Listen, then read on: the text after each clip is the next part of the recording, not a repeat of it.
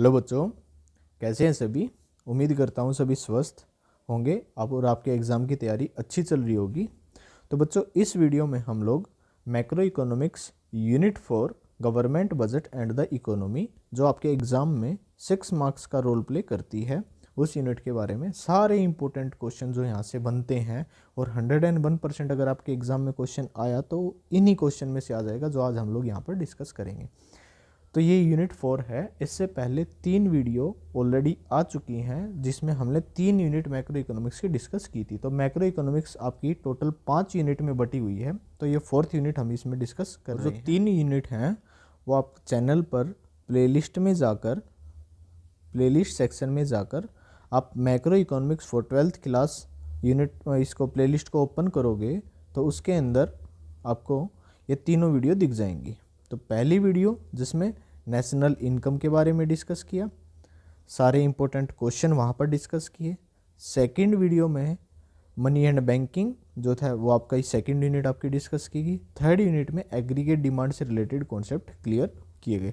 देखो यहाँ से मोस्ट इंपॉर्टेंट क्वेश्चन जो आपके एग्जाम में आते ही आते हैं, सिर्फ वो क्वेश्चन यहाँ पर डिस्कस किए जा रहे हैं। पूरा कॉन्सेप्ट यहाँ पर डिस्कस नहीं किया जा रहा। तो अगर आपने वो वीडियो नहीं देखी है तो पहले एक बार उन वीडियो को जाकर देखिए, उसके बाद ही इस वीडियो को देखिएगा।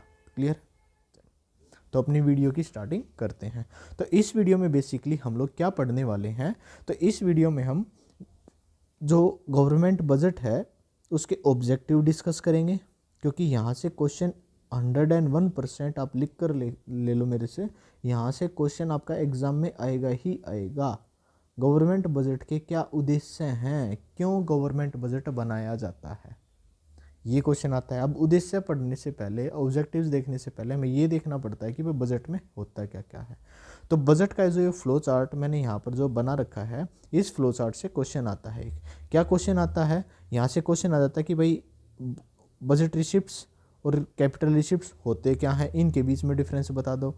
और ऐसे ही रिवेन्यू रिसिप्ट्स और रिवेन्यू रिवेन्यू एक्सपेंडिचर और कैपिटल एक्सपेंडिचर, ये दोनों होते क्या हैं और इनके बीच में डिफरेंस बता दो, ये आ जाता है।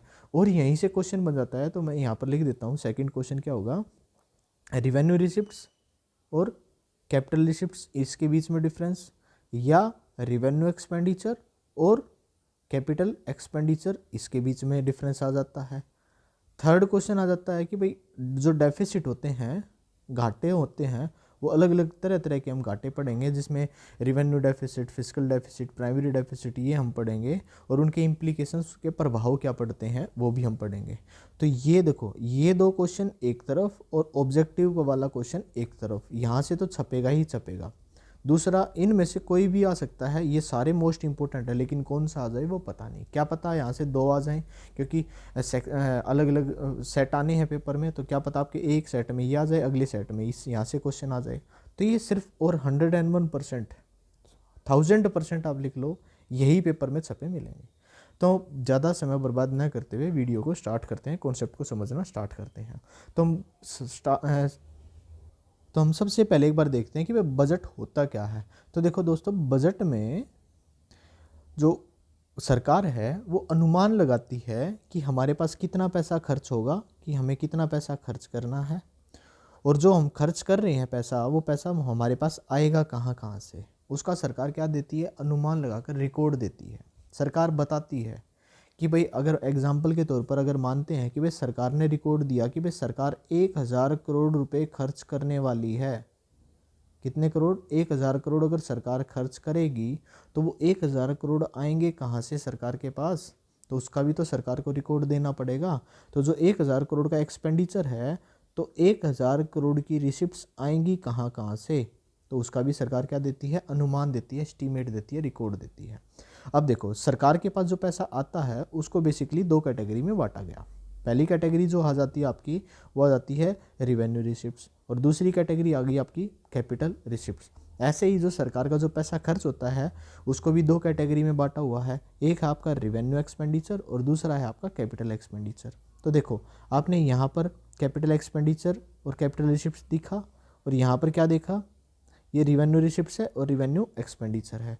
तो ये होते क्या क्या है, एक बार इसको थोड़ा सा हम डिस्कस करते हैं, डिटेल में डिस्कशन एक बार इसका थोड़ा सा करते हैं ताकि कॉन्सेप्ट हमारा अच्छे से क्लियर हो और वीडियो हमें बढ़िया तरीका समझ में आए। तो देखो यहाँ पर दो चीज़ें आई, एक आई रिवेन्यू, एक आया क्या, रिवेन्यू राजस्व। तो इसको हम रिवेन्यू बजट बोलते हैं, जिसमें हम सिर्फ रिवेन्यू की बात करेंगे। तो रिवेन्यू बजट के अंदर आपका रिवेन्यू रिसिप्ट्स हो या रिवेन्यू एक्सपेंडिचर हो, उसकी बात की जाएगी, राजस्व प्राप्ति और राजस्व का। ऐसी एक बजट हमारा कैपिटल बजट, एक बजट कौन सा है, कैपिटल बजट। अब कैपिटल बजट के अंदर हम कैपिटल रिसिप्ट्स और कैपिटल एक्सपेंडिचर की बात करेंगे। अब ये दोनों होते क्या हैं, तो देखो जो रिवेन्यू बजट है, जो रिवेन्यू बजट है उसका असेट्स और लाइबिलिटी, असेट्स मतलब परिसंपत्तियाँ, लाइबिलिटी मतलब देनदारियाँ पर कोई भी प्रभाव नहीं पड़ता। असेट्स का मतलब क्या है, जो हमारा है, हमारी संपत्ति, जैसे एग्जांपल के तौर पर ले लेते हैं लैंड, ज़मीन। और लाइबिलिटी के तौर पर जो हमने किसी और से पैसा ले रखा है, किसी और को पैसा रिटर्न करना है, जैसे लाइबिलिटी का मतलब जैसे हो जाता है लोन वगैरह, ये सारी चीज़ें। तो जो रिवेन्यू बजट के अंदर है, सरकार ना तो ज़मीन बेचकर पैसा लाती और ना लोन लेकर पैसा लाती, मतलब असेट्स और लाइबिलिटी पर कोई भी प्रभाव नहीं डालता। और कैपिटल बजट के अंदर असेट्स और लाइबिलिटी पर प्रभाव डालकर पैसा लाया जाता है, या तो सरकार ने ज़मीन बेचकर पैसा लाई होगी या उधार लेकर पैसा लाई होगी। ऐसे ही जो पैसा खर्च किया जाता है उसको देखो हम देखते हैं।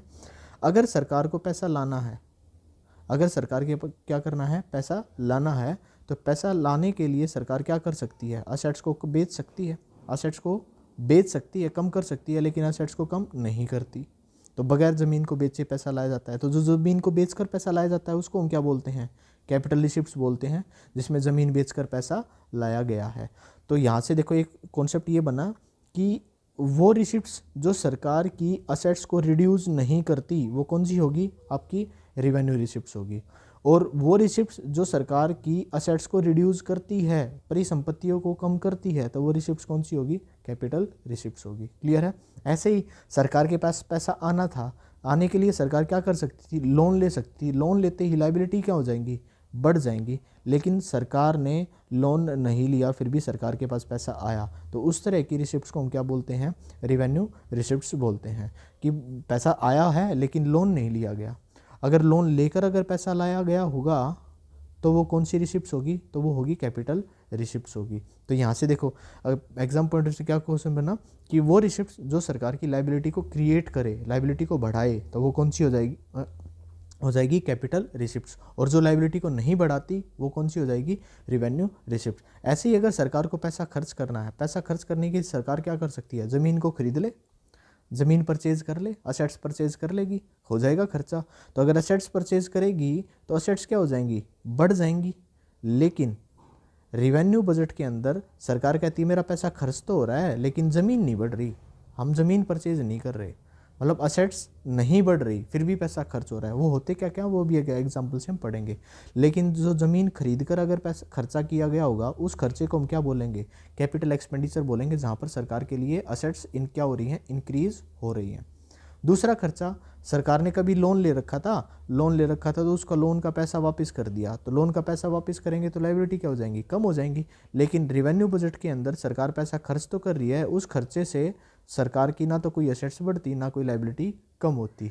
लेकिन अगर लाइबिलिटी कम की गई होगी तो उस खर्चे को हम क्या बोलेंगे, कैपिटल एक्सपेंडिचर हम बोलेंगे। तो क्लियर है। तो देखो यहाँ पर क्या हुआ, असेट्स को क्रिएट नहीं करती, ये क्या है, लाइबिलिटी को रिड्यूस नहीं करती रिवेन्यू एक्सपेंडिचर में। अगर असेट्स क्रिएट होती हैं तो कैपिटल एक्सपेंडिचर, और लाइबिलिटी रिड्यूस होती है तो कैपिटल एक्सपेंडिचर। अगर असेट्स रिड्यूस होती हैं तो कैपिटल रिसिप्ट्स, और लाइबिलिटी क्रिएट होती हैं तो कैपिटल रिसिप्ट्स। क्लियर है। लाइबिलिटी ना तो क्रिएट हो रही और ना असेट्स रिड्यूस हो रही, तो वो कौन सा होगा, रिवेन्यू रिसिप्ट्स होगा। क्लियर है। अब इसके अंदर होता क्या क्या है वो चीज़ें हम यहाँ पर डिस्कस करेंगे। तो इस फ्लो चार्ट को आप जो मैंने यहाँ पर ये बनाया है, ये टेबल, आप इसको अपनी नोटबुक में अच्छे से बना लो और इसको समझ लो। क्लियर है। फिर भी अगर कोई डाउट है तो कमेंट बॉक्स में आप बता सकते हैं। तो देखो अब जो रिवेन्यू रिसिप्ट्स है उसको बेसिकली दो टाइप में बांटा जाता है। पहला टैक्स, तो जितने भी टाइप के सरकार टैक्स लेती है वो कौन से रिसिप्ट्स हो जाते हैं, रिवेन्यू रिसिप्ट्स। टैक्स के अलावा नॉन टैक्स क्या जाते हैं, नॉन टैक्स के अंदर फीस, फाइन वगैरह, एससीट वगैरह, ये सारी चीज़ आ जाती हैं। अभी हम डिस्कस करेंगे इनके बारे में भी। कैपिटल रिसिप्ट्स के अंदर क्या क्या है, जैसे सरकार लोन ले रही है, बोरोविंग्स, उधार, बोरोविंग्स वगैरह उधार ले रही है सरकार, वो यहाँ पर आ जाता है।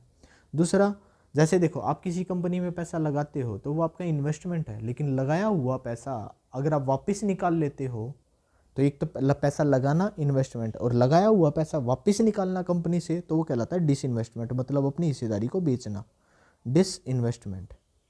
डिसइन्वेस्टमेंट को बोलते हैं विनिवेश। क्या बोलते हैं? विनिवेश। तो ये यहाँ पर हो जाता है विनिवेश वगैरह। क्लियर है? थर्ड, जैसे सरकार ने कहीं पर लोन वगैरह दे रखा है, उसकी रिकवरी कर ले, recovery of loan, recovery of loan वगैरह, ऋणों की वसूली, पैसा दे रखा था, पैसा वापस मांग लिया सरकार ने, तो वो चीज़ें यहाँ पर आ जाती हैं।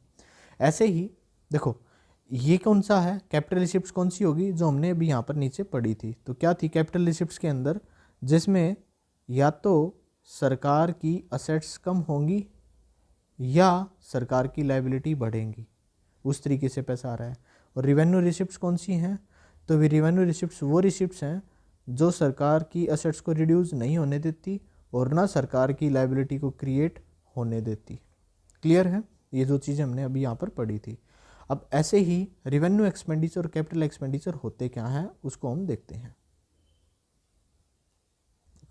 अब हम देखें रिवेन्यू एक्सपेंडिचर। तो रिवेन्यू एक्सपेंडिचर कौन सा एक्सपेंडिचर है, जहाँ पर सरकार की असेट्स क्रिएट नहीं होती और ना सरकार की लायबिलिटी रिड्यूस होती। लेकिन अगर सरकार की असेट्स क्रिएट हो रही हैं, असेट्स बढ़ रही हैं, तो कैपिटल एक्सपेंडिचर, और सरकार की लायबिलिटी रिड्यूस हो रही है तो वो हो जाएगा आपका कैपिटल एक्सपेंडिचर। अब देखो रिवेन्यू एक्सपेंडिचर के अंदर होता क्या क्या है, वो चीज़ें देखते हैं हम। तो रिवेन्यू एक्सपेंड के अंदर देखो, जो सरकार, देखो किस, अगर है जो आप सरकारी नौकरी करते हो, कोई नौकरी करता है आपका भाई बहन यार दोस्त या मम्मी पापा में कोई भी, तो उनको जो सैलरी मिलती है वो, तो जो सरकार सैलरी वेजेस वगैरह देती है, उसके ऊपर जो सरकार खर्चा करती है वो कौन सा खर्चा हो जाता है, रिवेन्यू एक्सपेंडिचर। क्योंकि सरकार कोई आपसे ज़मीन नहीं खरीद रही, ना सरकार ने आपसे कोई कर्जा ले रखा था, आपने सरकार की नौकरी की तो सरकार ने बदले में आपको पैसा दिया, ये सारी चीज़। दूसरा, जो डिफेंस एक्सपेंडिचर वगैरह होते हैं, जो सुरक्षा के उपकरणों पर खर्चा किया जाता है या सुरक्षा पर जो भी खर्चा किया जाता है, डिफेंस एक्सपेंडिचर वगैरह, तो वो भी यहाँ पर किस में आ जाता है आपका, रिवेन्यू एक्सपेंडिचर में, डिफेंस एक्सपेंडिचर।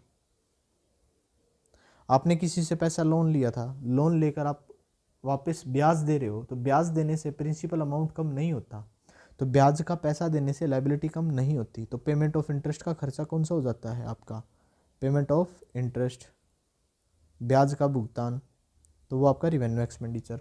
और अगर बात करें तो और क्या हो सकता है इसमें, जो सरकार आपको सब्सिडी वगैरह देती है, आर्थिक सहायता वगैरह देती है, सब्सिडी, आर्थिक सहायता ये देती है, आर्थिक सहायता जो गैस सिलेंडर पर या बिजली पर मिलती है हमें सब्सिडी, या सरकार जैसे किसी देश में कोई प्राकृतिक आपदा आ गई तो सरकार वहाँ पर पैसा क्या कर देती है, डोनेट कर देती है, तो डोनेशन, तो ये सारी चीज़ें इसमें आ जाती हैं। ऐसे ही कैपिटल एक्सपेंडिचर होता क्या है, तो कैपिटल एक्सपेंडिचर के अंदर ऐसे खर्चे जिससे सरकार की असेट्स बढ़े, जिससे सरकार की क्या हो रही है, असेट्स बढ़ रही है। जैसे लैंड एंड बिल्डिंग परचेज कर ले सरकार, लैंड एंड बिल्डिंग परचेज कर ले सरकार, सरकार किसी कंपनी के शेयर्स वगैरह खरीद ले, शेयर्स एंड डिबेंचर्स, हिस्सेदारी खरीद ले सरकार, शेयर्स परचेज कर लिए।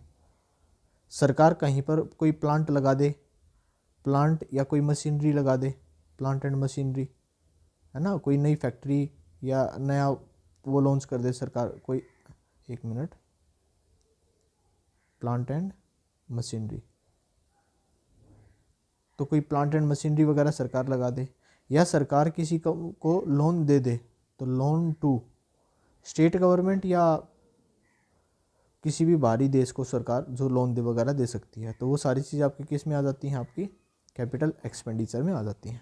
तो इन्हीं चीज़ों को हम लोगों ने यहाँ पर देखो नीचे डिस्कस किया हुआ है। तो बजट रिसिप्ट्स, बजट रिसिप्ट्स क्या होती हैं कि भाई जिसमें सरकार के पास पैसा आ रहा है, वो सारी रिसिप्ट्स, वो कितने प्रकार की आई, दो प्रकार की, रिवेन्यू रिसिप्ट्स और कैपिटल रिसिप्ट्स। ठीक है, तो रिवेन्यू रिसिप्ट्स हो गया आपका डू नॉट रिड्यूस लायबिलिटी, जो डू नॉट क्रिएट लाइबिलिटी, जो लाइबिलिटी को इंक्रीज नहीं करते। दूसरा, do not reduction in assets, जो असेट्स को रिड्यूस नहीं करते। ये कुछ एग्जांपल यहाँ पर ले रखे हैं, जैसे टैक्स के रूप में जितना पैसा आ रहा था वो, तो जो हमने यहाँ पर ऊपर बताया था ना कि भाई टैक्स और नॉन टैक्स से दो टाइप से जो रिवेन्यू रिसिप्ट है वो होता है। तो टैक्स के रूप में जो जो हम सरकार को टैक्स वगैरह देते हैं, तो टैक्स कोई भी टैक्स हो, चाहे इनकम टैक्स हो, कॉर्पोरेट टैक्स हो, एक्साइज ड्यूटी हो, गिफ्ट टैक्स हो, कस्टम ड्यूटी हो, है ना, तो ये सारी चीज़ जैसे जीएसटी वगैरह, तो ये टैक्स के रूप में जो हम सरकार को पैसा दे रहे हैं वो नॉन टैक्स। तो नॉन टैक्स में क्या जाती हैं, सरकार के पास पैसा आ तो रहा है लेकिन वो टैक्स नहीं है। तो टैक्स नहीं है तो क्या है, जैसे फीस, हम सरकार को क्या देते हैं, फीस वगैरह, फाइन, हमने सरकार को जुर्माना दिया। एस शीट का मतलब क्या है, मतलब ऐसी संपत्ति जो इसका कोई भी वारिस नहीं था, तो उस ऐसी संपत्ति को सरकार अपने कंट्रोल में ले लेती है, अपने टेक ओवर में ले लेती है, तो वो एस शीट हो जाता है। जैसे स्पेशल असेसमेंट, कोई स्पेशल एक्टिविटीज़ वगैरह की जाती है तो उससे वहाँ पर की प्रॉपर्टी के एक्स्ट्रा दाम बढ़ जाते हैं, तो सरकार एक्स्ट्रा चार्ज ले लेती है उनसे, है ना। और दूसरा, इनकम फ्रॉम गवर्नमेंट एंटरप्राइजेज या पब्लिक एंटरप्राइजेज, जितनी भी सरकारी कंपनियाँ हैं उनसे सरकार को कितना पैसा मिल रहा है, तो वो आपका, या उनसे जो मुनाफा सरकार को हो रहा है, तो वो इनकम फ्रॉम गवर्नमेंट एंटरप्राइजेज वगैरह आ जाता है। जो 2G और 3G स्पेक्ट्रम जो बेचा जाता है, वहाँ से सरकार की कितनी इनकम हो रही है वो, या सरकार के पास जितने भी ग्रांट या डोनेशन के रूप में जो सरकार के पास पैसा आ जाए, वो सारी चीज़ें इसमें आ जाती हैं। ऐसे ही कैपिटल रिसिप्ट्स क्या होती हैं, तो कैपिटल रिसिप्ट्स वे थी जो सरकार की लाइबिलिटी को बढ़ाएं या असेट्स को कम करें। तो ये दो चीज़ें हमने पढ़ी थी। इसके अंदर हम ऑलरेडी पढ़ चुके थे कि भाई recovery of loan, borrowing, other liability, सरकारी, इसमें हम ऑलरेडी एग्जांपल के तौर पर देख सकते हैं। ऐसे ही बजट एक्सपेंडिचर हमने डिस्कस किया था, तो बजट एक्सपेंडिचर जहाँ पर सरकार अपने सारे खर्चों का विवरण दे, तो वो सारी चीज़, उसमें हमने दो चीज़ पढ़ी थी, रिवेन्यू एक्सपेंडिचर और कैपिटल एक्सपेंडिचर। तो रिवेन्यू एक्सपेंडिचर क्या था, तो रिवेन्यू एक्सपेंडिचर वो था जो सरकार की एसेट्स को क्रिएट नहीं करते या सरकार की लाइबिलिटी को रिड्यूस नहीं करते, वो सारी चीज़ें। इसके एग्जांपल भी हम ऑलरेडी देख चुके हैं। ऐसे ही कैपिटल एक्सपेंडिचर क्या था कि भाई जो सरकार की एसेट्स को क्रिएट करे या लाइबिलिटी को रिड्यूस करे, तो ये सारी चीज़ें हम ऑलरेडी ऊपर डिस्कस कर चुके हैं। अब देखो यहाँ पर पढ़ते हैं हम टाइप ऑफ डेफिसिट। तो टाइप ऑफ डेफिसिट में सबसे पहला, तो देखो ये भी इंपॉर्टेंट कॉन्सेप्ट आपके लिए, टाइप ऑफ डेफिसिट। तो देखो टाइप ऑफ डेफिसिट बेसिकली आपके यहाँ पर 3 डेफिसिट पढ़े जाते हैं। एक आ जाता है आपका रिवेन्यू डेफिसिट, एक आ जाता है फिस्कल डेफिसिट, और तीसरा आ जाता है प्राइमरी डेफिसिट। तो तीनों को बारी बारी से हम देखते हैं। तो रिवेन्यू डेफिसिट, राजस्व घाटा होता क्या है, तो देखो अभी हमने ऊपर पढ़ा था कि भाई जो सरकार जो रिवेन्यू बजट बनाती है उसके अंदर रिवेन्यू एक्सपेंडिचर और रिवेन्यू रिसिप्ट्स होते हैं। अब हम देख रहे हैं यहाँ पर, देखिए क्या घाटा। अब घाटा कब होता है, जब हमारा खर्चा ज़्यादा हो जाए, हमारे पास जो खर्चा है वो ज़्यादा हो जाए, रिसिप्ट्स क्या हो, कम हो। अगर खर्चा ज़्यादा कर रहे हैं, पैसा कम आ रहा है, तो हमें घाटा हो जाएगा। अब रिवेन्यू बजट के अंदर अगर घाटा करने के लिए क्या करना पड़ेगा कि भाई रिवेन्यू एक्सपेंडिचर अगर ज़्यादा हो जाए, तो रिवेन्यू एक्सपेंडिचर अगर ज़्यादा हैं तो वो रिवेन्यू डेफिसिट कहलाता है। तो रिवेन्यू डेफिसिट के अंदर क्या है कि रिवेन्यू एक्सपेंडिचर है वो ज़्यादा हो गए किससे, रिवेन्यू रिसिप्ट से, तो वो घाटा कौन सा कहलाएगा, रिवेन्यू डेफिसिट। अब कितना घाटा हुआ है उसको निकालने के लिए क्या होगा कि रिवेन्यू, यहाँ पर स्पेलिंग मिस्टेक है, रिवेन्यू आप इसको ठीक कर लेना, revenue expenditure minus revenue receipts, revenue expenditure minus revenue receipts, तो उससे आपका क्या निकल के आ जाएगा, रिवेन्यू डेफिसिट। क्लियर है। इसके इम्प्लीकेशन देखो, इम्प्लीकेशन सारे एक साथ कर लेंगे। सेकंड डेफिसिट क्या है, तो सेकंड डेफिसिट आपका फिस्कल डेफिसिट। सेकंड डेफिसिट क्या हो गया, फिस्कल डेफिसिट। और आपको जितने भी ये नोट्स हैं, ये सारे के सारे notes Telegram channel Hooda study tips के नाम से एक टेलीग्राम चैनल है, हुड्डा स्टडी टिप्स। आप इस चैनल को ज्वाइन कर लीजिए, इसको या ऊपर वाले को किसी को भी ज्वाइन कर लीजिए। तो उसमें इस चैनल के मतलब इस वीडियो के सारे नोट्स आपको वहाँ पर अवेलेबल हो जाएंगे, जिसका चैनल का लिंक मैं डिस्क्रिप्शन में डाल दूंगा। वहाँ पर क्लिक करते ही आप इस चैनल के ऊपर पहुँच जाओगे। सेकंड डेफिसिट आपका फिस्कल डेफिसिट। देखो फिस्कल डेफिसिट में क्या है, होता है सरकारी घाटा। अब देखो हमने ऊपर बजट पढ़ा था कि बजट के अंदर सरकार ने दो चीज़ें बताई कि भाई आपके पास कितना पैसा आएगा और कितना पैसा आप खर्च करोगे, बजट एक्सपेंडिचर। अब जो पैसा आएगा उसके अंदर दो चीज़ें थी, एक रिवेन्यू रिसिप्ट्स कितनी होंगी और दूसरा आपका कैपिटल रिसिप्ट जितना होगा। अब कैपिटल रिसिप्ट्स के अंदर एक चीज़ आ गया था, उधार, बोरोविंग्स, उधार लोगे आप। तो हम देखो कोई भी जो उधार है वो हम स्टार्टिंग में नहीं लेते, हम बाद में लेते हैं उधार। उधार कब लिया जाता है, जब हम देखते हैं हमारे पास पैसे की कमी पड़ जाती है। अब सरकार ने पैसा खर्च किया, मान लेते हैं 1000 करोड़ रुपए सरकार का एक्सपेंडिचर था, 1000 करोड़ क्या था सरकार का एक्सपेंडिचर था, और सरकार के पास जो पैसा आया वो आया 900 करोड़ रुपए। वो सरकार के पास कितना पैसा आया, 900 करोड़ रुपए सरकार के पास पैसा आया, क्लियर है। लेकिन 900 करोड़ रुपए पैसा आया, तो सरकार को 100 करोड़ का खर्चा ऑलरेडी कर चुकी है, तो पैसा तो लाना पड़ेगा। तो पैसा लाने के लिए सरकार क्या करेगी, उधार लेगी। सरकार क्या लेगी, उधार लेगी। उधार कितना लेना पड़ेगा सरकार को, 100 करोड़ रुपए। कितना लेना पड़ेगा, 100 करोड़ रुपए, क्योंकि सरकार के पास कितने रुपए थे, यहाँ से टोटल कितने थे, 900 करोड़, और उसमें 1000 करोड़ का उधार और ऐड कर देगी, तो सरकार के पास भी पैसा कितना आ जाएगा, 1000 करोड़। और सरकार कितना पैसा खर्च कर चुकी थी, 1000 करोड़ रुपए, क्लियर है। तो जो सरकार के पास, जो सरकार जितना पैसा खर्च कर रही है और सरकार के पास जो पैसा आ रहा है, उस आने वाले पैसे में से अभी देखो उधार सबसे बाद में लिया जाता है। उधार क्या लिया जाता है, बाद में लिया जाता है। इसलिए बोला जाता है कि भाई उधार को छोड़कर वह बजट एक्सपेंडिचर में से, जैसे यहाँ पर लिखा ना, बजट एक्सपेंडिचर में से जो बजट रिसिप्ट्स है उसको माइनस कर दिया जाता है। तो बजट एक्सपेंडिचर, जो बजट रिसिप्ट्स हैं वो है आपकी एक्सक्लूड बोरोविंग, एक्सक्लूड EXCLUDE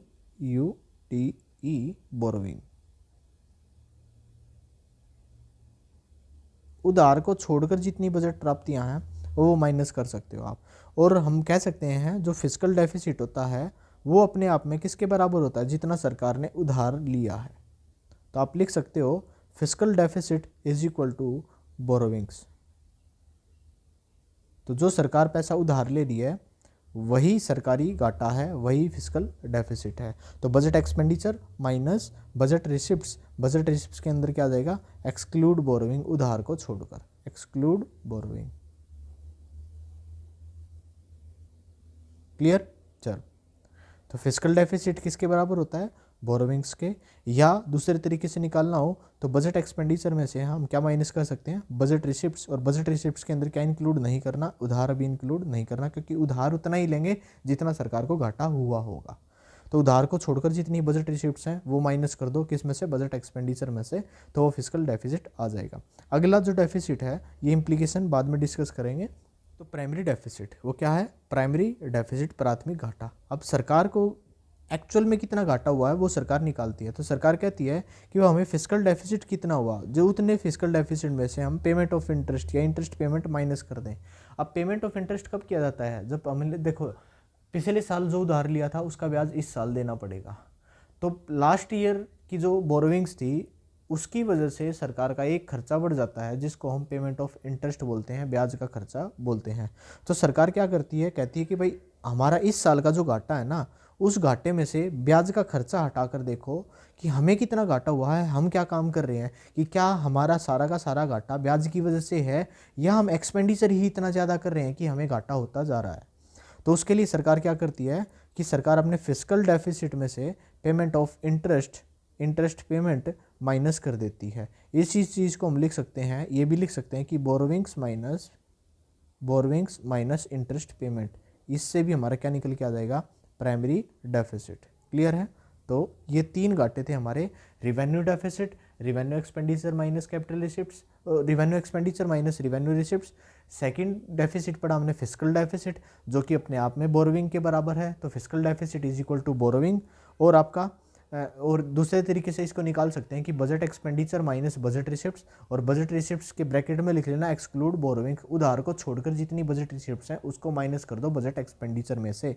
और थर्ड डेफिसिट आपने पढ़ा प्राइमरी डेफिसिट। तो प्राइमरी डेफिसिट कैसे निकलता है, interest payment minus fiscal deficit minus payment of interest या इंटरेस्ट पेमेंट, जिसको हम दूसरे तरीके से लिख सकते हैं borrowing minus interest of payment. Clear है यहाँ तक। आगे देखते हैं, आगे इसमें क्या, देखो टाइप के कितने बजट कितने प्रकार के होते हैं। देखो बजट दो प्रकार का होता है, एक है बैलेंस बजट और दूसरा है अनबैलेंस बजट।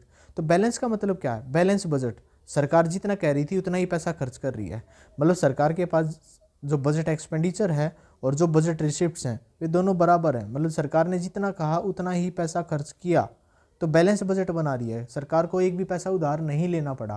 देखो इसमें जो बजट रिसिप्ट्स है ना वो एक्सक्लूड बोरोविंग होती है, उधार को छोड़कर। तो सरकार ने कहा कि भाई हमें 1000 करोड़ रुपए खर्च करेंगे और सरकार के पास भी 1000 करोड़ रुपए ही आए, उसको उधार बिल्कुल नहीं लेना पड़ा, मतलब fiscal deficit zero, fiscal deficit कितना हो गया, 0। तो जहाँ पर फिस्कल डेफिसिट 0 होता है तो उस बजट को हम क्या बोलते हैं, बैलेंस बजट बोलते हैं। क्लियर है। दूसरा अनबैलेंस बजट। अनबैलेंस बजट का मतलब क्या है, या तो बजट एक्सपेंडिचर ज़्यादा होंगे या बजट रिसिप्ट्स ज़्यादा होंगी, तो उस बजट को हम क्या बोल देते हैं, अनबैलेंस बजट बोल देते हैं। अगर सरकार के पास पैसा ज़्यादा आ रहा है, बजट रिसिप्ट्स ज़्यादा हैं, बजट एक्सपेंडिचर से ज़्यादा पैसा आया, खर्च कम हुआ, तो उस तरीके के बजट को हम क्या बोलते हैं, सरप्लस बजट बोलते हैं, बजट का बजट बोलते हैं, अधिशेष बजट बोलते हैं।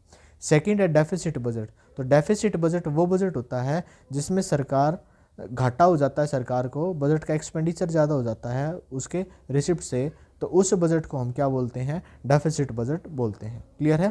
तो ये आपका टाइप ऑफ बजट में बैलेंस बजट और अनबैलेंस बजट। अनबैलेंस बजट के अंदर दो चीज़ें देखो यहाँ पर, बैलेंस बजट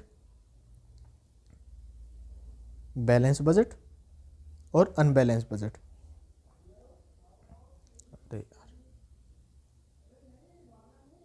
अनबैलेंस बजट के अंदर आपने दो चीज़ें पढ़ी, एक पढ़ा आपने सरप्लस बजट, दूसरा पढ़ा आपने बजट डेफिसिट या डेफिसिट बजट।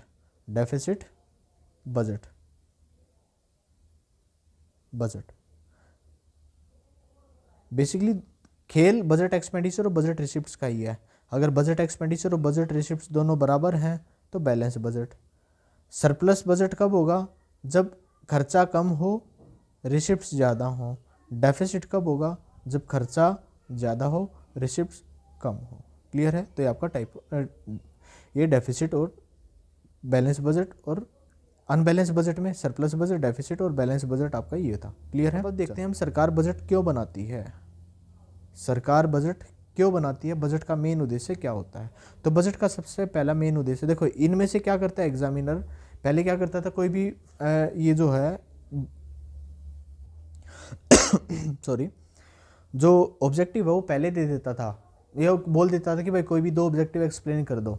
अब क्या करता है, खुद दे देता है, एग्जाम में खुद देता है कि भाई इस ऑब्जेक्टिव को एक्सप्लेन करो, या कोई एक स्टेटमेंट दे देगा, वो स्टेटमेंट देकर आपको ये समझना पड़ेगा कि भाई कौन सा ऑब्जेक्टिव हमें एक्सप्लेन करना है। तो वो उस ऑब्जेक्टिव को आपको उद्देश्य को एक्सप्लेन करना पड़ेगा वहाँ पर। तो देखो पहला क्या है, इकोनॉमिक ग्रोथ। तो इकोनॉमी को ग्रोथ करने के लिए, डेवलप करने के लिए सरकार बजट बनाता है, ताकि इकोनॉमी में डेवलपमेंट कब होगा, जब सरकार का जीडीपी बढ़ेगा। जीडीपी बढ़ेगा मतलब प्रोडक्शन बढ़ेगा, प्रोडक्शन बढ़ेगा तो क्या होगा, एम्प्लॉयमेंट बढ़ेगा, एम्प्लॉयमेंट बढ़ेगा, लोगों के पास रोज़गार ज़्यादा मिलेंगे तो उनकी इनकम बढ़ेगी, इनकम बढ़ेगी तो उनके पास पैसा ज़्यादा आएगा, पैसा ज़्यादा आएगा तो वो डिमांड ज़्यादा करेंगे, डिमांड ज़्यादा करेंगे तो खर्चा ज़्यादा होगा, खर्चा ज़्यादा मतलब प्रोडक्शन और बढ़ेगा। तो इकोनॉमी को डेवलप करने के लिए, मतलब जीडीपी को बढ़ाने के लिए इस तरीके का सरकार बजट बनाती है, ताकि उससे इकोनॉमी को क्या हो, ग्रोथ हो। अगला आ गया रीअलोकेशन ऑफ रिसोर्सेज, संसाधनों का पुनः बंटवारा किया जाता है। तो सरकार देखती है कि भाई किस रिसोर्स पर हमें टैक्स लेना है, किस रिसोर्स पर हमें सब्सिडी लेनी है, और किस इंडस्ट्री को हमें इनक्रेज करना है, बढ़ावा देना है, ताकि उसको हम टैक्स में छूट दे सकें, और कौन सी इंडस्ट्री को है जिसको हमें आगे बढ़ने से रोकना है, जो पब्लिक की हेल्थ के लिए ख़राब हैं या बेकार हैं, जिससे पब्लिक के ऊपर नेगेटिव इम्पैक्ट जाता है, तो उनके ऊपर सरकार क्या करती है, हैवी टैक्सेस लगाती है, टैक्सेस बढ़ा देती है। और ऐसी इकोनॉमी जिसको सरकार बढ़ावा देना चाहती है तो उसको टैक्स में रिबेट देती है, टैक्स में छूट देती है। तो संसाधनों का दोबारा बांटा जाता है कि भाई किसके ऊपर टैक्स लगाना है, किस में सब्सिडी वगैरह देनी है, तो रिलोकेशन ऑफ रिसोर्सेज किया जाता है। अगला रीडिस्ट्रीब्यूशन ऑफ इनकम, इनकम को रीडिस्ट्रीब्यूट किया जाता है, पुनः वितरण किया जाता है। तो उसका मतलब क्या है कि भाई अमीरों के ऊपर टैक्स लगाती है, गरीबों को क्या देती है, सब्सिडी देती है। तो जो कितनी इनकम के ऊपर कितना टैक्स लगेगा, तो उस टैक्स स्लैब को सरकार हर बजट में क्या करती है, चेंज करती है, या तो सेम रखे या कैसे भी करे, मतलब उसको रीडिस्ट्रीब्यूट किया जाता है, दोबारा बांटा था कि भाई इस स्लैब में इतना ही टैक्स परसेंट लें। जैसे बोल दिया भाई 0 से 5 लाख 10% या 5% टैक्स देना है, अगले बजट में 0 से 5 लाख वाली इनकम को फ्री कर दिया गया, 0% टैक्स कर दिया गया। तो ये है रीडिस्ट्रीब्यूशन ऑफ इनकम, कि आय का पुनः वितरण किया जाता है कि भाई किस पे कितना टैक्स ले, किसको कितना मतलब टैक्स में छूट दें, रिबेट दें या सब्सिडी वगैरह दें। अगला फाइनेंशियल स्टेबिलिटी। फाइनेंशियल स्टेबिलिटी तो चलती है कि भाई इकोनॉमी में महंगाई और मंदी, इन्फ्लेशन डिफ्लेशन, इससे पहले वाले यूनिट में हम पढ़ चुके हैं कि उस इन्फ्लेशन और डिफ्लेशन से बचाने के लिए फाइनेंशियल स्टेबिलिटी इकोनॉमी में रहे, इस तरीके का सरकार क्या करती है, बजट बनाती है। दूसरा, bring down economic inequalities. Economic में इनइक्वालिटीज़ मतलब अमीर और गरीबों के बीच का जो फासला है उसको सरकार क्या कर बजट के माध्यम से क्या करने की कोशिश करती है, कम करने की कोशिश करती है। क्लियर है। अगला, फाइनेंसिंग पब्लिक एंटरप्राइजेस। तो सार्वजनिक उद्यमों का वित्त पोषण मतलब जो भी गवर्नमेंट डिपार्टमेंट है, गवर्नमेंट ऑफिसेज हैं, उनका जो क्या करती है सरकार, फाइनेंशियल हेल्प देती है कि भाई उनका ताकि वे क्या कर सके, सोशल वेलफेयर ज़्यादा कर सके। अगर सोशल वेलफेयर ज़्यादा करेंगे उनके माध्यम से खर्चा ज़्यादा होगा, लोगों का कल्याण बढ़ेगा, लोगों का हेल्प मिलेगी और लोगों को नौकरियां मिलेंगी। जैसे सरकार स्कूल्स हॉस्पिटल्स वगैरह ये अगर ज़्यादा बनाएगी तो क्या होगा, लोगों को रोज़गार मिलेगा, गरीबों को शिक्षा मिलेगी, है ना। उससे क्या होगा, पब्लिक वेलफेयर का जो काम है उनको बढ़ावा मिलेगा। तो जितनी पब्लिक एंटरप्राइजेज हैं उनको सरकार क्या करती है, फाइनेंशियली हेल्प प्रोवाइड करती है। अगला, एड्रेसिंग रीजनल डिस्पैरिटी मतलब बैलेंस रीजनल ग्रोथ, आप इसको बोल सकते हो कि जो अलग अलग क्षेत्र है, क्षेत्रों के बीच में जो रीजनल इनइक्वालिटीज़ हैं, क्षेत्रीय असमानताएं हैं, उनको कम किया जाता है कि भाई एक क्षेत्र में तो आपने इतना डेवलपमेंट करवा दिया कि वहाँ के तो लोग खुशहाल हैं, और दूसरे सेक्टर में आप जैसे एक एरिया में तो मेट्रो भी है, अच्छे अच्छे हॉस्पिटल्स भी हैं, स्कूल्स भी हैं, रोड भी अच्छे हुए हैं, बने हुए हैं, और एक दूसरा एरिया ऐसा है जहाँ पर ना तो स्कूल्स हैं, अच्छे स्कूल हैं, स्कूल के लिए भी दूर दूर जाना पड़ता है, कच्ची सड़कें हैं, ना इतनी ज़्यादा हॉस्पिटल फैसिलिटी है ना, रोड भी अच्छे नहीं, ये सारी चीज़ें। तो सरकार क्या करती है कि भाई क्षेत्रीय असमानता ज़्यादा न बढ़े, इसलिए सरकार बजट के माध्यम से ये कोशिश करती है कि जो रीजनल इनइक्वालिटीज़ हैं उनको क्या किया जा सके, कम किया जा सके। तो ये आपके गवर्नमेंट बजट के ऑब्जेक्टिव्स थे, या ये इंपॉर्टेंट कॉन्सेप्ट रोल प्ले करते हैं आपका। और जो डेफिसिट जो बजट था, जो डेफिसिट बजट के जो इम्प्लीकेशंस थे उनको आप रीड आउट कर लोगे तो वो आपको बड़े आसानी से समझ में आ जाएंगे। कुछ नहीं होता, देखो अगर सरकार खर्चा ज़्यादा करती है तो अब मैं ऑलरेडी देखो उसमें डिस्कस कर चुका हूँ इससे पहले वाली यूनिट में, जो हमारी aggregate demand and related aggregate थी। अगर मैं यहाँ पर दोबारा उसी चीज़ को एक्सप्लेन करूँगा तो वीडियो ज़्यादा लंबी बन जाएगी, तो वीडियो ज़्यादा लंबी नहीं बनाते हम लोग, तो आप उस वीडियो में इस चीज़ों को समझ सकते हैं। अगर आपको नहीं समझ में आता तो आप कमेंट बॉक्स में कमेंट कीजिए, मैं अगली वीडियो में या एक अलग से वीडियो इस टॉपिक के ऊपर ले आऊँगा। तो इस वीडियो के लिए इतना ही, मिलते हैं आपसे अगली वीडियो में। Balance of payment unit 5 last video होगी हमारी वो इस पे मैक्रो इकोनॉमिक्स की। अगर आपका कोई भी डाउट है या कोई भी क्वेश्चन है या कोई भी कॉन्सेप्ट है जो आपको समझ नहीं आ रहा तो आप कमेंट बॉक्स में आप उसको कमेंट कीजिए, उसके ऊपर भी एक मैं स्पेशल वीडियो ले आऊँगा।